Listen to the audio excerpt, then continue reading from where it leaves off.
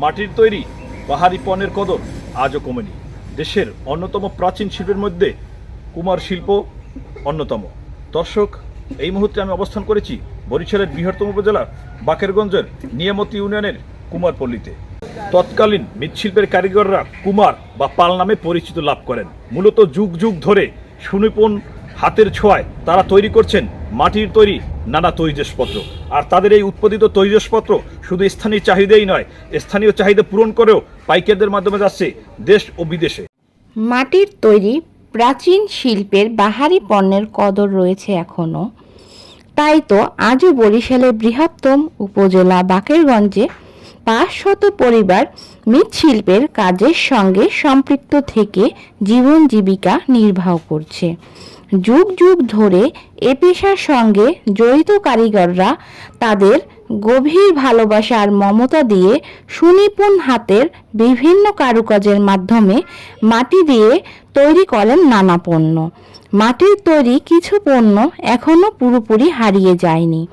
শহরবাসী দালান কোঠা সাজাতে মাটির তৈরি নানা পট, ফুলদানি ও বাহারি মাটির হাড়ির কদর রয়েছে এখনও। উপজেলার কলসকাঠি ও নিয়ামতি ইউনিয়নের কয়েকটি গ্রামের কুমার পল্লীতে ঢুকলেই চোখে পড়ে গোটা পল্লীতেই মাটির তৈরি আসবাবপত্র তৈরিতে ব্যস্ত সময় পার করছে মৃৎশিল্পের কারিগররা। পুরুষদের পাশাপাশি এসব পরিবারগুলো নারীরাও দিনরাত কাজ করছে।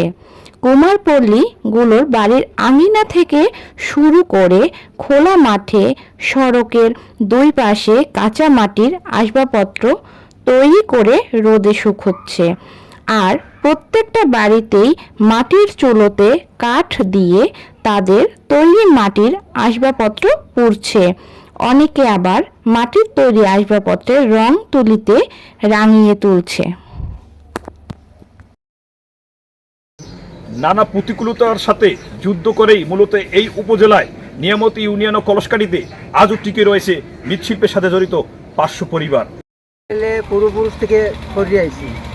এটা 200 বছর আগ থেকেই আমরা এখানে 200 ঘর পাল আছি, আমরা এই কেজি করি। এবং আমরা যে করি শুধু খালি ওই প্যারেডটাই হয়, আর কোনো উপার্জন থাকে না। আমরা এই করতে করতে এই শিখছি, এই করি। এছাড়া আমরা কোনো কাজও করতে পারি না, কোনো কিছুই নেই। মাল দেশ বিদেশ যায়, কিন্তু যারা কিনলে নেই তারা অনেক টাকা পয়সার মালিক হয়, কিন্তু আমরা কিছু করতে পারি না। আমরা চাই সরকারের দ্বারা কিছু আর্থিক সহযোগিতা, তাই সরকারেরা আমাদের গ্রাহ্য করে। এই মাটির কাজ করে আসছি, মৃৎশিল্প জড়িত। আমাদের মাল দেশ বিদেশে যায়, আমরা এই কাজ করি। মালামাল তৈরি করি, মানে ব্যাং, আতুয়া, তারপরে জলকান্দা, তারপরে ওই বিভিন্ন ধরনের বাটি বুটি মালামাল এই তৈরি করি। এই জিনিসটি আমাদের এই ছোট ছোট দোকানে বিক্রি করা হয়, অথচ কলারে করিয়া ঢাকাও সব বিক্রি করি। বিভিন্ন লোকেরা আইসাও আমাদের মালামাল পাইকারি নিয়ে যায়। এখান থেকে মানুষ আসছে মাটি মাল ক্রয় করে নিয়ে তারপর বিদেশে চালান দেয় এবং খুচরা বেচে, আর আমিও গ্রামে খুচরা বিক্রি করি।